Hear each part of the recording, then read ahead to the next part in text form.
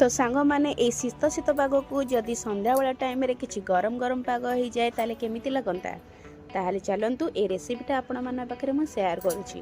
प्रथमे आमे आलूटा को भल से धोईकी सिझेई दबा आ से सिझा आलू रे कॉर्नफ्लोर स्वाद अनुसार लूण चिली फ्लेक्स ब्लैक पेपर आ धनिया पत्र देकी ताको भल से चकड़ी दबा। चकड़ा होइथिबा डोरे आमे टिके तेल पकेकी ताको किछि समय फोणी रखी दबा। तापर से डोरू टिके टिके आनिकी आपण चाहिए बॉल साइज रो करि परिबे नाले स्क्वायर साइज रो भी करि परिबे। मु एटी स्क्वायर साइज रो करिछि आपण चाहिए बॉल साइज रो भी करि परिबे। तापरे आमे कड़ाईटा को गरम करके तादरे तेल गरम कर दबा आ ताको आमे डीप फ्राई जाए फ्राई करिबा। तापरे ताको गोटे जगह को काढ़ी सारिकी आमे समस्त को टमाटो सॉस रे सर्व करिबा। आ देखिबे एटा समस्त की बढ़िया लागिवो खास करके आपण घर जदि छोट पिला माने अछंती से मानको ही बहुत ही बढ़िया लागिवो। Thank you for watching.